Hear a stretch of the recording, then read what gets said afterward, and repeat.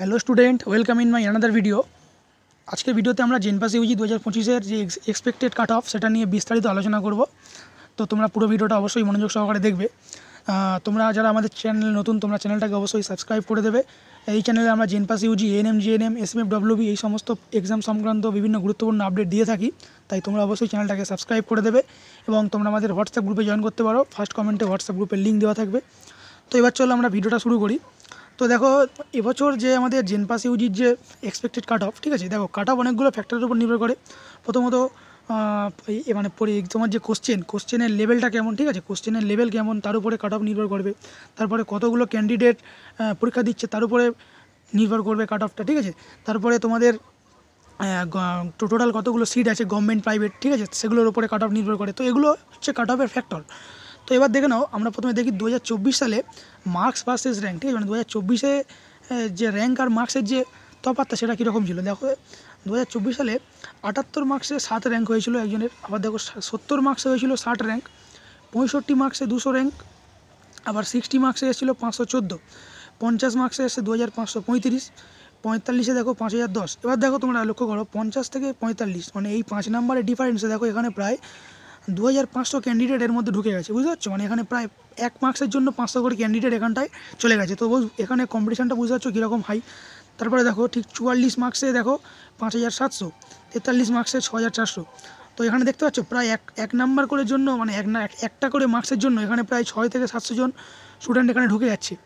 ঠিক সেমভাবে দেখো 50 মার্কসের জন্য 2672 জন, আবার 49 মার্কসে 3150, মানে দেখো এখানে প্রায় 522 জন এখানে ঢুকে গেছে। আবার 48 মার্কসে দেখো 3580, মানে এখানে 430 জনের র্যাঙ্ক চলে গেছে। ঠিক সেমভাবে দেখো এখানে 47 মার্কসে 4160, মানে দেখো 47 আর 48 এক নম্বরের ডিফারেন্সের জন্য এখানে প্রায় 420 জন ঢুকে গেছে। তো বুঝতে পারছো এখানে গত বছর 2024 সালে এই যে মোটামুটি 40 থেকে 50 এই যে র্যাঙ্ক মানে নাম্বারটা, এই নাম্বারের মধ্যে কিন্তু হিউজ পরিমাণে ক্যান্ডিডেট এখানটায় ঢুকে গেছে এবং মেন কম্পিটিশানটা এখানেই হয়েছে, ঠিক আছে। তো এবছর যেহেতু কোশ্চেনের লেভেল একটু ইজি, তো ধরা যাচ্ছে যে ধরে নাও তোমাদের 43 to 53, ঠিক আছে, এরকম এই জায়গাটার মধ্যে হিউজ পরিমাণ ক্যান্ডিডেট ঢুকে যাবে এবং কম্পিটিশানটা এখানেই চলবে। তো এবার দেখো 2025-এ এক্সপেক্টেড মার্কস আর র্যাঙ্কের একটা যে মানে তফাৎ, সেটা কীরকম হতে পারে। যে 75 মার্কসে তোমাদের র্যাঙ্ক আসতে পারে 50, 70 থেকে 75 হলে 100, 65 থেকে 70 হলে 500, 55 থেকে 60 হলে 2500 র্যাঙ্ক আসবে, 50 থেকে 55 হলে 3500, আর 40 থেকে 50 হলে 7000। তো এটা হচ্ছে 2025-এর মার্কস ভার্সেস র্যাঙ্ক, একটা এক্সপেক্টেড র্যাঙ্ক, ঠিক আছে। এটা কিন্তু কনফার্ম না, একটা এক্সপেক্টেড, এর থেকে একটু কম হতে পারে, বেশি হতে পারে। এবার দেখো 2023 সালের কাট অফ আর 2024 সালের যে কাট অফ, সেটা যদি আমরা কম্পেয়ার করি অনেকটা কিন্তু পার্থক্য দেখা যাবে, ঠিক আছে। 2023 সালে দেখো তোমরা জেনারেল ক্যাটাগরির ক্ষেত্রে দেখো ক্লোজিং র্যাঙ্ক 3475, আর সেখানে তোমাকে 45 মার্কস পেতে হয়েছিল। কিন্তু দেখো 2024 সালে জেনারেল ক্যাটাগরিতে মার্কস পেতে হয়েছিল 49.3, আর ক্লোজিং র্যাঙ্ক ছিল 2953। মানে বুঝতে পারছো এখানে দেখো 2023 আর 24-এর মধ্যে দেখো জেনারেলে কীরকম ক্লোজিং র্যাঙ্কে কীরকম ডিফারেন্স চলে এসেছে জেনারেলদের ক্ষেত্রে। 2023 সালে ছিল 3475, আর ঠিক 2024 সালে কী হয়েছে 2953। মানে বুঝতে পারছো কতটা র্যাঙ্কের এখানে ডিফারেন্স হয়ে গেল। দেখো ঠিক 5 নাম্বারের ডিফারেন্স হলো, এখানে 45 মার্কসের জন্য এখানে 49।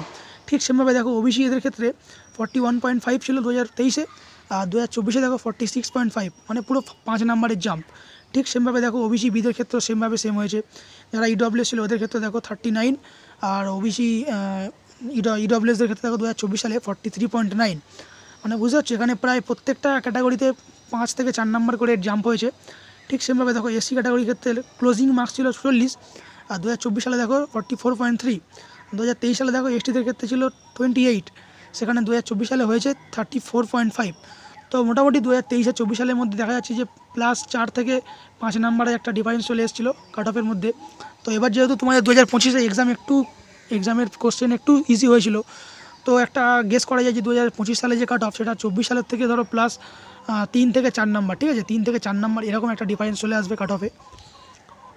এবার দেখো 2025 সালে যে এক্সপেক্টেড কাট অফ সেটা যদি আমরা দেখি, ঠিক আছে, এক্সপেক্টেড কাট অফ এটা এটা আমার নিজের অপিনিয়ন, ঠিক আছে, আমি অনেকটা অ্যানালিসিস করে এটা বানিয়েছি, ঠিক আছে। হয়তো এর থেকে এটা হচ্ছে একটা মানে অ্যাপ্রক্সিমেট কাট অফ, তো এটা একটা এক্সপেক্টেড কাট অফ, তো কাট অফ কম হতে পারে, বেশি হতে পারে।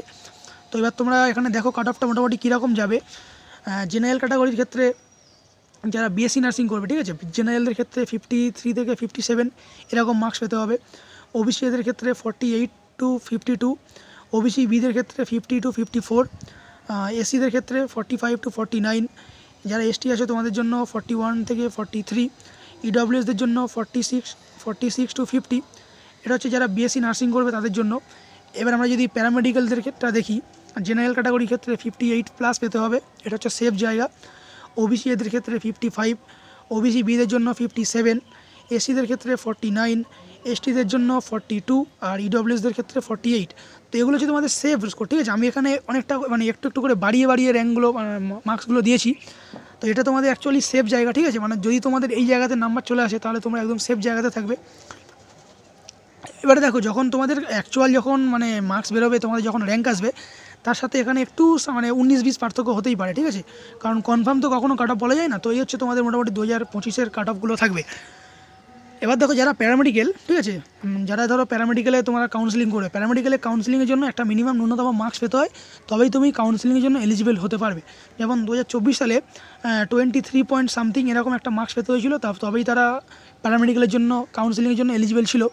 এবার আমরা যেহেতু 2025 সালে ধরো কাট অফ একটু বাড়ছে, তো ধরে রাখো যে এর সাথে ধরো +3 থেকে 4 নাম্বার এক্সট্রা, মানে ধরো 2025 সালে ধরে রাখো যে 27 বা 28 এরকম একটা নাম্বার পেলে তবে তোমরা প্যারামেডিক্যালের কাউন্সিলিংয়ে এলিজিবল হতে পারবে, ঠিক আছে।